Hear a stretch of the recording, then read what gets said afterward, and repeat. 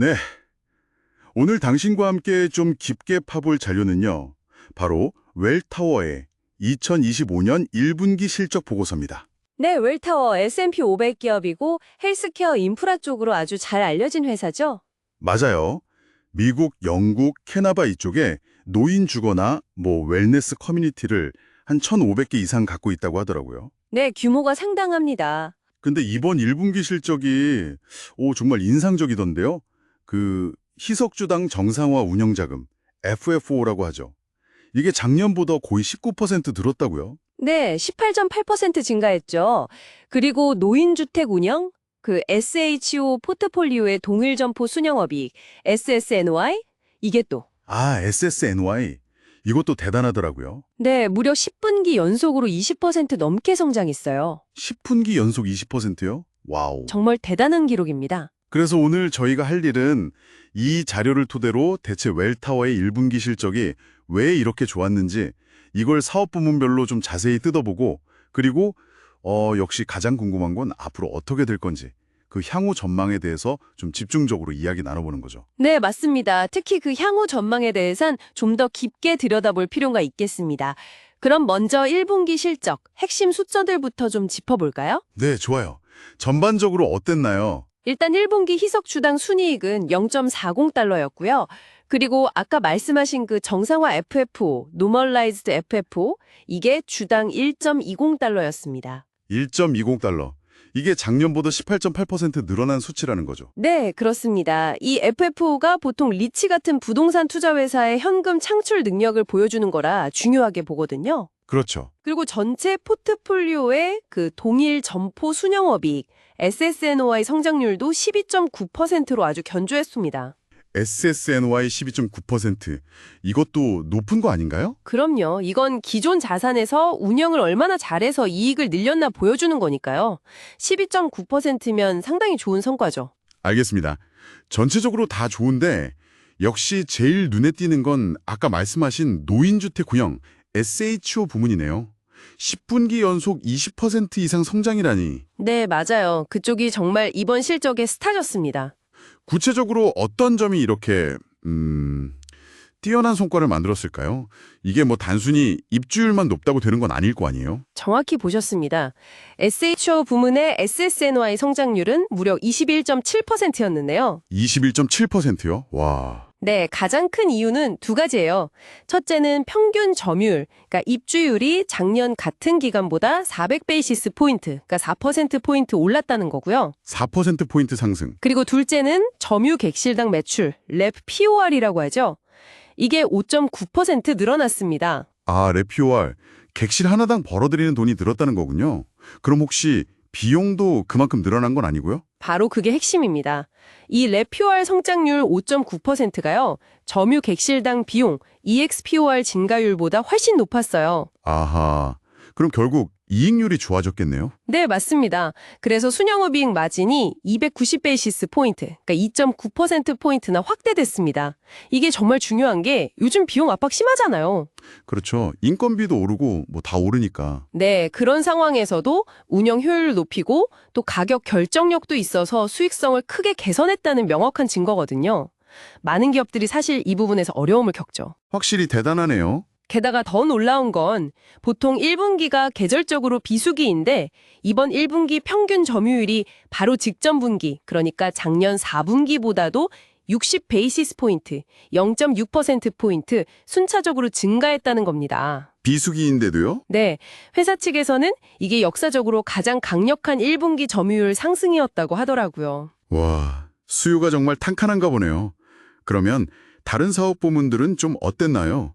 SSMYU만큼은 아니더라도 괜찮았는지 궁금하네요. 네, 다른 부문들도 전반적으로 안정적인 모습을 보였습니다.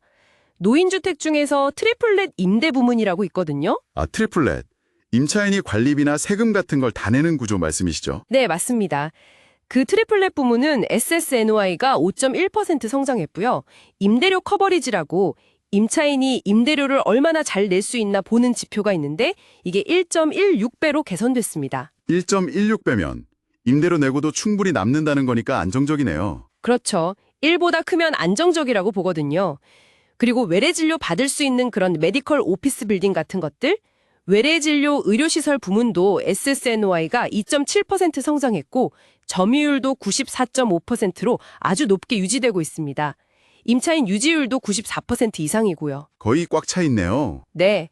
마지막으로 장기 요양이나 급성기 후 치료시설, 이쪽도 SSNOI 2.8% 성장했고 커버리지도 1.56배로 아주 견조했습니다.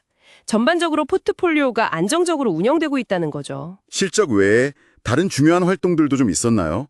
제가 듣기로는 투자도 꽤 활발하게 했다고 하던데. 행했어요. 여기에는 기존 부동산 인수뿐만 아니라 대출이나 개발 프로젝트 자금 지원 같은 것도 다 포함된 겁니다. 28억 달러면 꽤 큰 규모인데요. 네, 그렇죠. 특히 주목할 만한 건 캐나다의 고급 노인주택 운영사인 아미카라고 있는데 이 회사를 인수하는 계약을 맺었어요. 한 4억 6천만 캐나다 달러 규모입니다. 아미카 인수. 캐나다 쪽 산업을 강화하는 거군요. 그렇습니다. 근데 더 흥미로운 건 이게 1분기까지의 실적인데 올해 4월까지 집행한 누적 투자 규모가 이미 작년 2024년 한 해 전체 투자 규모를 넘어섰다는 거예요. 네, 4월까지 벌써요? 와, 이거 정말 공격적인데요? 네, 굉장히 공격적인 행보죠. 시장 상황을 좋게 보고 적극적으로 움직이는 것 같습니다. 이런 성과나 공격적인 투자가 재무 상태에는 어떤 영향을 줬는지도 궁금합니다. 아무래도 투자를 많이 하면 부채가 늘어날 수도 있으니까요. 그런데 결과는 오히려 긍정적이었습니다. 국제 신용평가사인 S&P랑 무디즈에서 웰타워의 신용 등급을 각각 A-와 A3로 올렸어요. 오, 등급 상향 조정을 받았군요. 네, 그리고 순부채를 조정 EBDT 그러니까 이자, 세금, 감가상각 빼기 전 이익으로 나눈 비율이 있는데 이게 3.33배까지 낮아졌습니다. 회사 역사상 가장 낮은 수준이라고 해요. 재무 건전성이 오히려 더 좋아진 거죠. 부채 비율이 역대 최저 수준이라 관리를 잘했네요. 네. 그리고 현금 유동성도 약 86억 달러 정도 확보하고 있어서 재무적으로 아주 탄탄한 상태입니다. 알겠습니다. 자, 그럼 이제 가장 중요한 부분이죠. 향후 전망으로 넘어가 보겠습니다. 웰타워가 올해 연간 실적 전망치, 그러니까 가이던스를 올렸다고요? 네, 맞습니다. 이게 또 중요한 포인트인데요. 2025년 연간 희석 주당 정상화 FFO 전망치를 기존에는 4.79달러에서 4.95달러 사이로 봤었는데 이걸 4.90달러에서 5.04달러 범위로 상향 조정했습니다. 4.90달러에서 5.04달러. 그럼 중간값 기준으로 보면 한 0.10달러 정도 올린 거네요? 네, 그렇죠. 가이던스를 이렇게 올린 가장 큰 이유는 뭘까요? 역시 그 잘 나가는 HSO 노인주택 운영 부분 때문인가요? 정확합니다. 전체 포트폴리오의 SSNOI 성장률 전망치도 기존 8.25%에서 11.75%에서 10.00%에서 13.25%로 높였거든요. 전체 SSNOI 전망치도 올렸군요. 네. 그런데 이 중에서 특히 SHO 부문 전망치를 기존 13.5%에서 18.5%에서 16.5%에서 21.5%로 아주 큰 폭으로 상향 조정했습니다. 와, HSO 부문은 최대 21.5%까지 성장할 걸로 본다는 거네요. 네, 그만큼 노인주가 부문의 수요는 계속 강하고 공급은 제한적인 이런 우호적인 환경이 계속될 거라는 기대감이 반영된 결과라고 볼 수 있습니다. 하긴 고령화 추세는 계속되니까요. 그런데 마냥 장밋빛 전망만 있는 건 아니겠죠? CEO가 거시경제 불확실성에 대한 얘기도 했다면서요? 네, 그 점도 짚고 넘어가야 합니다.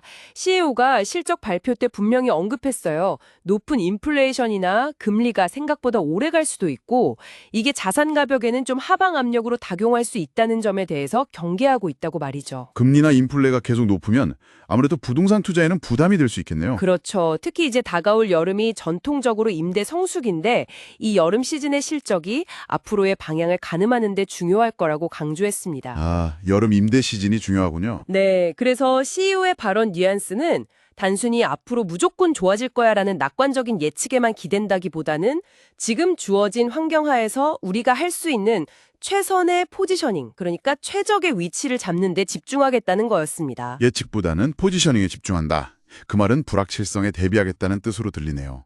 구체적으로 어떤 전략들을 가지고 있나요? 일단 아까 말씀드린 것처럼 재무 상태가 굉장히 탄탄하잖아요. 네, 부채 비율도 낮고 유동성도 풍부하고. 네, 이걸 기반으로 해서 자체적으로 개발한 운영 플랫폼이 있어요.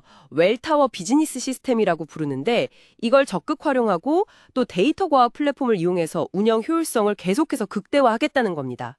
비용 관리나 임대 전략 같은 걸 더 스마트하게 하겠다는 거죠. 데이터 기반 운영 효율화.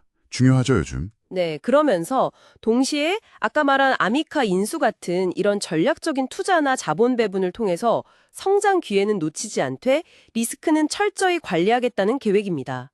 결국 핵심은 철저한 준비와 데이터를 기반으로 한 민첩한 대응 능력, 이걸로 불확실성을 헤쳐나가겠다는 거죠. 그렇군요. 그럼 정리를 좀 해보면 웰타워가 1분기에 특히 강력한 노인주택 운영 SHO 부문 성과와 또 공격적인 투자를 바탕으로 아주 뛰어난 실적을 냈고 네, 재무 건전성도 오히려 더 좋아졌고 이걸 바탕으로 연간 가이던스까지 상향 조정하면서 꽤 긍정적인 전망을 제시했다. 맞습니다. 하지만 동시에 앞으로 있을지 모를 고금리나 인플레이션 같은 거시경제 변화 가능성에는 상당히 신중하게 대비하면서 운영 효율성 극대화와 데이터 기반의 의사결정에 집중하고 있다. 이렇게 요약할 수 있겠네요. 네, 아주 정확하게 요약해 주셨습니다. 딱 그게 핵심입니다. 알겠습니다. 마지막으로 오늘 이야기를 마무리하면서 당신에게 한 가지 좀 생각해 볼 거리를 던져드리고 싶은데요. 네, 어떤 거죠? 웰타워 CEO가 자기 회사를 그냥 부동산 사고 파는 회사가 아니라고 했잖아요. 데이터랑 운영 시스템을 기반으로 한 뭐랄까 부동산이라는 포장지를 쓴 운영회사다 이렇게 정의를 했어요. 아, 부동산 포장 속 운영회사. 흥미로운 표현이네요. 그렇죠. 지금처럼 고금리가 계속될 수도 있고 어쩌면 자산 가격에 하방 압력이 올 수도 있는 이런 시대에 단순히 좋은 입지의 부동산을 사서 보유하는 걸 넘어서 이렇게 운영 효율성과 데이터 기반의 의사결정에 극도로 집중하는 전략이요. 특히 웰타워가 주력하는 헬스케어나 노인주택처럼 굉장히 전문화된 분야의 부동산 투자에 있어서 앞으로 어떤 의미를 가질지, 당신에게는 어떤 점을 시사한다고 보시는지 한번 곱씹어 보시는 것도 재미있지 않을까 싶습니다. 운영의 중요성이 더욱 커지는 시대에 웰타워의 전략이 시사하는 바. 확실히 고민해 볼 만한 지점이네요. 오늘 분석 감사합니다.